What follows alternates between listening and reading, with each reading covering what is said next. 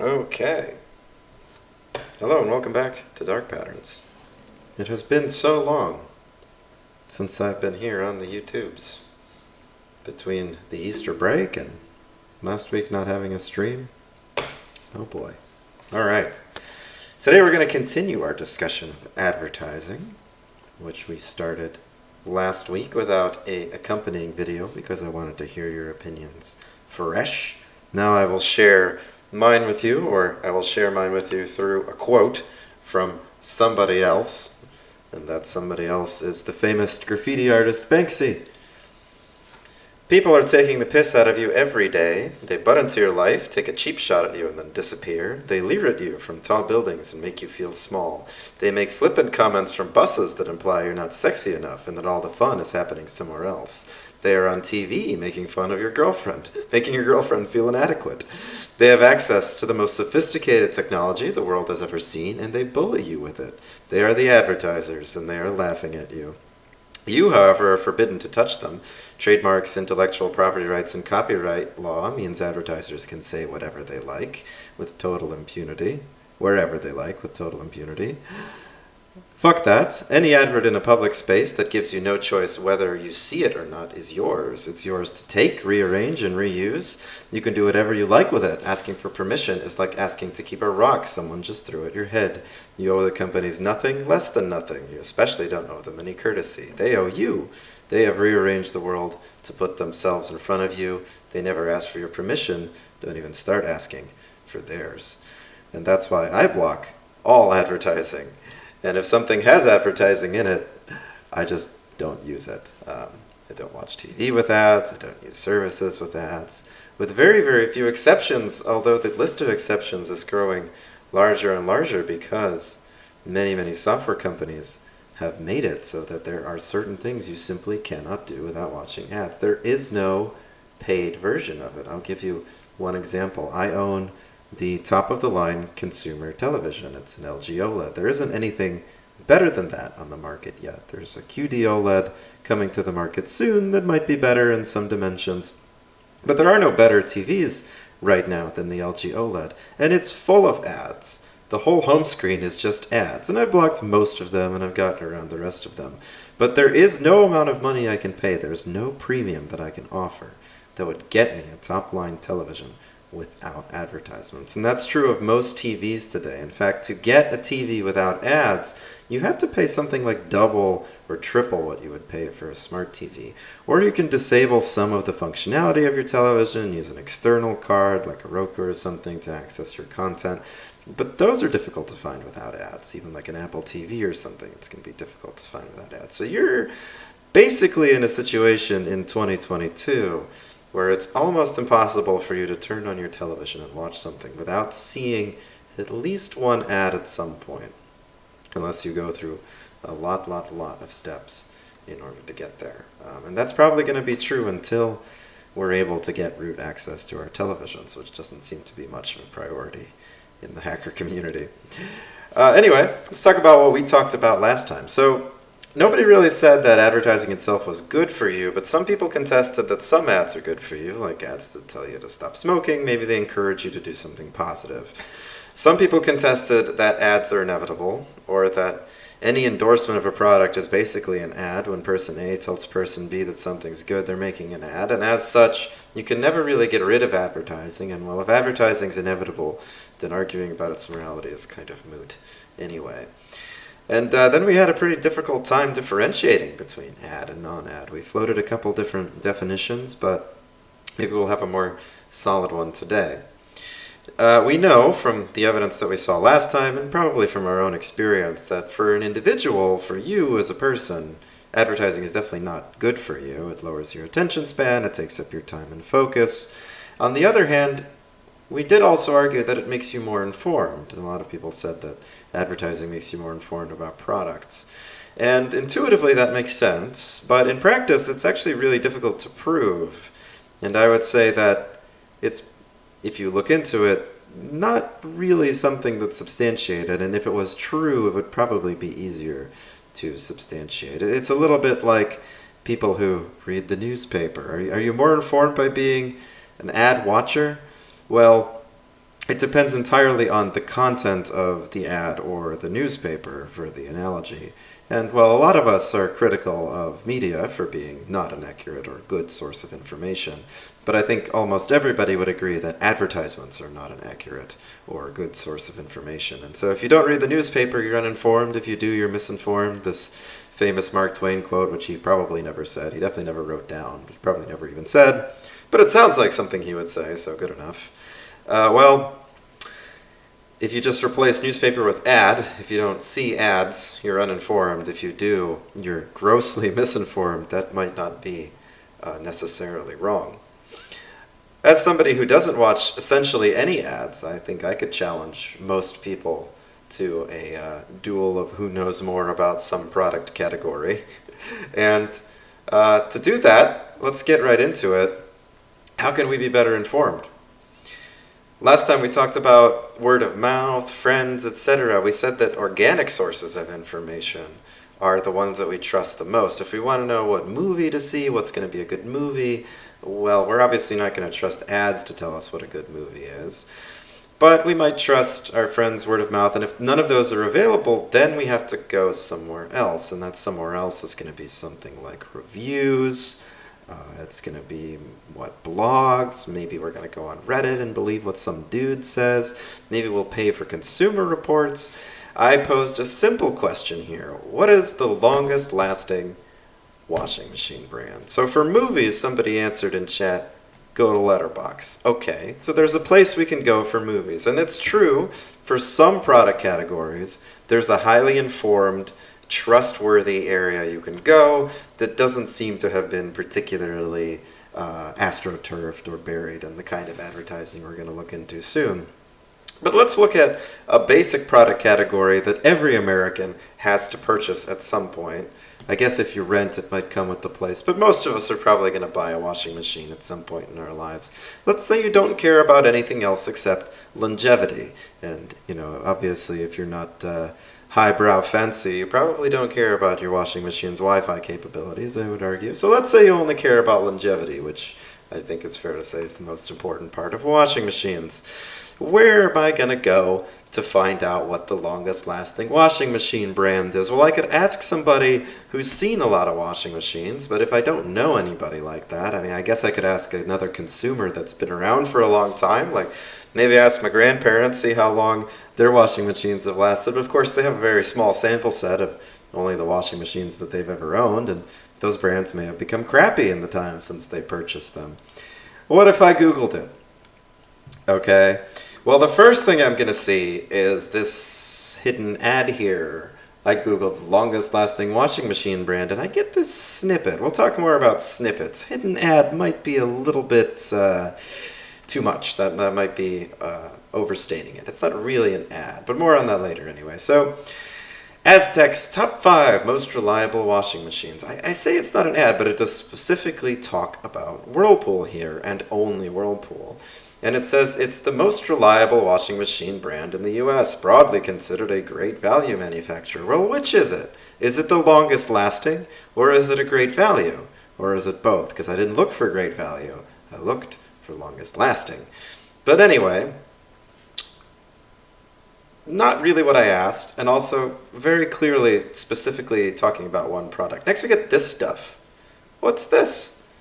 What's all this crap in Google? And this is with ad block on, of course, so I'm omitting the actual ads, the stuff that you would get before this. But then I get this snippet. How long does a washing machine last on average? Not what I asked. What makes the most reliable washer and dryer? Okay, kind of what I asked.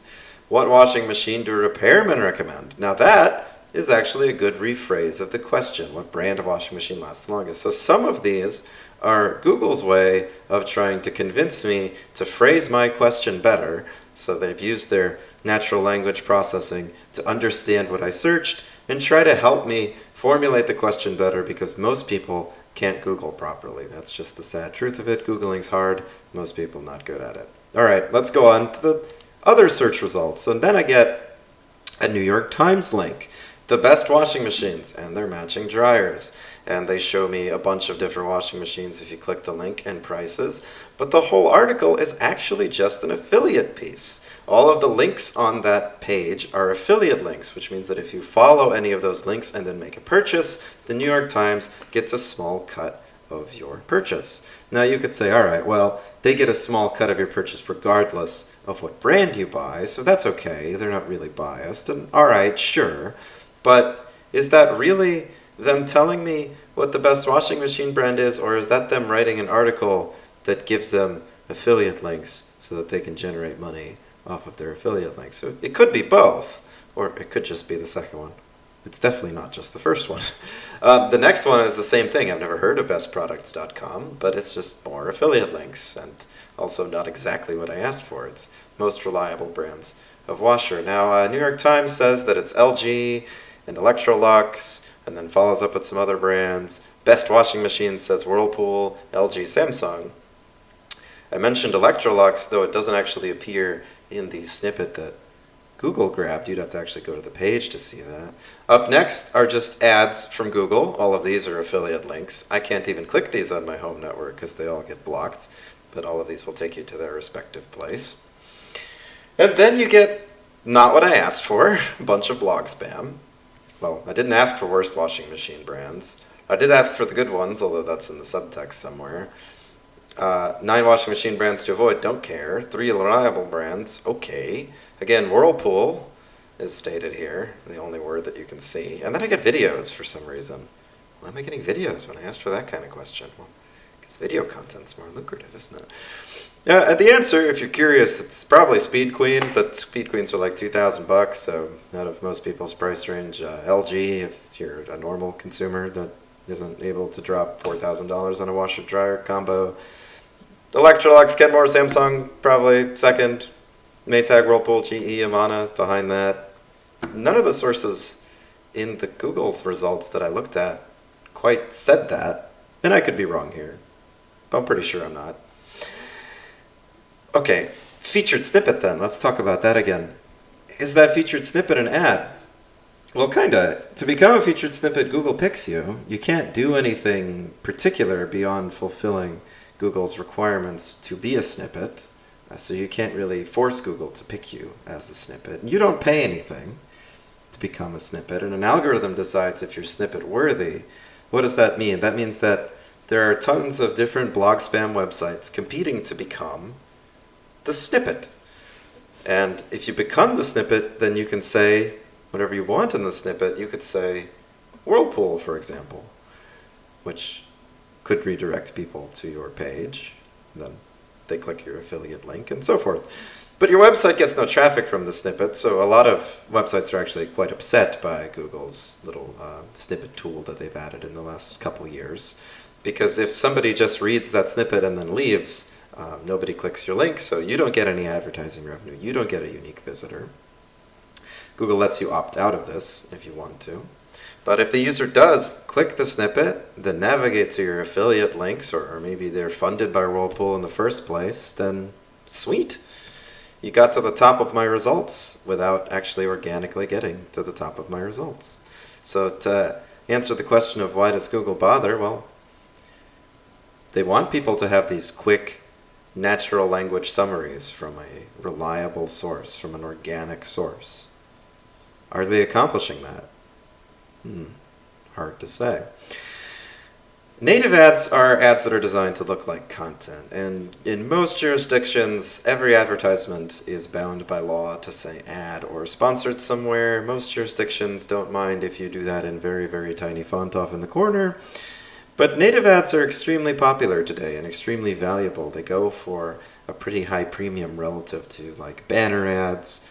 They're more comparable to embedded ads and video and stuff when it comes to how much they're priced per ad. And this highly valuable ad space is available anywhere that you have lots of native content like Reddit, Instagram, and TikTok, also news websites like the New York Times or the Washington Post, and basically anywhere where you have a bunch of what looks like regular content, you can have a native ad that looks like that content too. Here's an example from Reddit, from the old skin.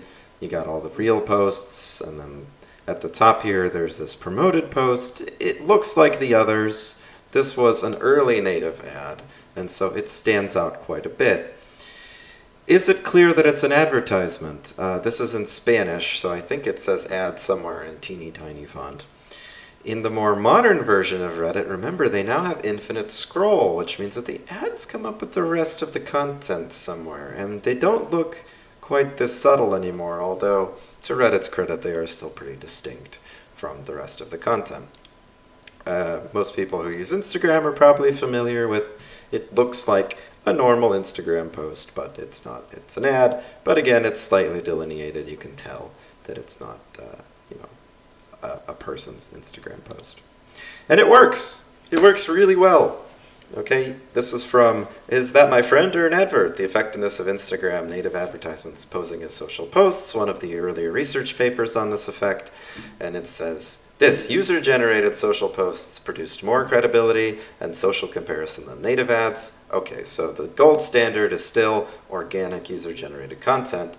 Native ads produced more credibility and social comparison than advertisements. This yielded indirect effects on dependent variables of interest. Despite the lack of total effects, sponsorship recognition was relatively high for native ads, but did not mediate effects. So even though you know it's an ad, and even though you still think that your organic content is more credible and reliable and whatever, native ads are still an improvement over traditional ads. They're more likely to generate interest, regardless of whether you know that the native ad is an ad. So native ads work better than ads do.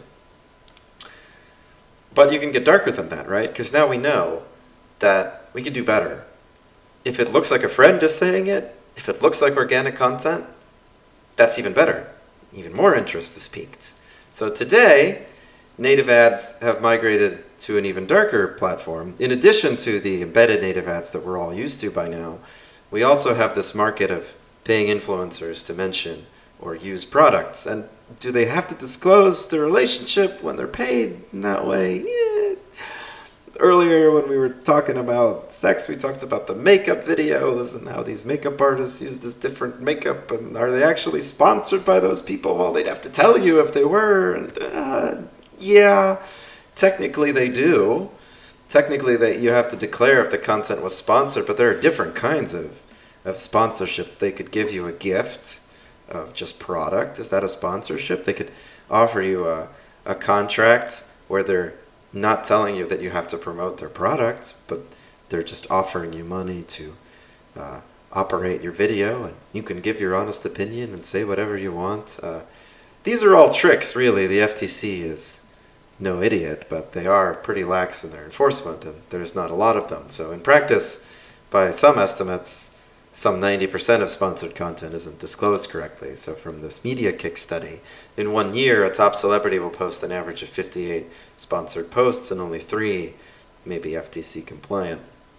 So, most of them are not, and we can expand that to all of the different influencers and such on social media. Something else that might be of interest to you are the categories that this type of advertising targets the most. You see fashion is the largest in this study, but also travel, food and drink, apps, beauty, auto, electronics.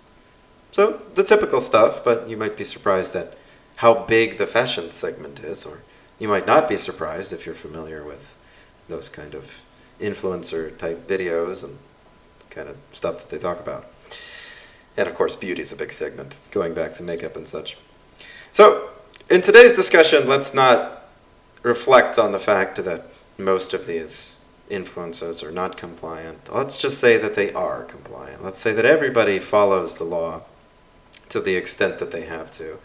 Let's talk about whether or not software has any obligation to ensure that organic content on their platform is actually organic. Is organic ad content good for us too? Is something that we might talk about. We talked about ad content already in general. What about the organic stuff? Is it good for us? Is it even worse for us than ads are? Maybe it's about the same. What happens to software that has no ads? What happens to the software world if all the advertising goes away? A lot of software is supported by ads, a great deal of it. Google, for example, doesn't really exist without ads. Would you pay for Google if it wasn't ad supported? What if there were just fewer ads? What if everybody started doing what I do and blocking everything and just refusing to partake in content that has any advertisements? Would that make the software world worse? What if there were just no native ads? You think, okay, well, native ads are bad, but native ads are more effective, which means advertisers pay more for them, which means the software companies make more money, which means what? That they provide more and more interesting and more elaborate products? Maybe. They'll definitely hire more software engineers, so probably good for you personally. Alright, so the sides today. If you're on the moral side, you think it's perfectly fine to advertise in any legally compliant manner, including making the ads appear as native as legally possible. So it's perfectly fine to make stuff look like organic content when it's actually an ad, as long as you fulfill whatever the law of the land is in terms of putting ad in the corner or something. And clearly, users at this point, based on the research, are aware of when native advertising that's properly and legally labeled is an ad. So it's not like, you're really tricking people. If you're legally compliant, as was the stuff that they looked at in that research study, people know that it's an ad. We know that that sponsor button means what it means. We know that little slightly different colored box means what it means. And you think that's fine. If you're on the immoral side, you think ads should be clearly delineated from content. Embedding ads into the content, making them look organic, is wrong. And if you're on the amoral side, you think that the platform's ads, so your first-party ads, if you're Google, then let's say Google's ads, those need to be clearly delineated. But beyond that, you don't have any obligation at all. So while the immoral side might disagree with all of those influencers and such peddling their goods while not properly claiming that they are related, even though legally perhaps they don't have to. They've found some way to skirt around that. If you're on the immoral side, you have no problem with what people who post on your platform do. They're outside of your scope. People can post whatever they like, and it's not your problem. You have no obligation to police the ads on your platform that aren't from you. All right, with that, let's get into the discussion.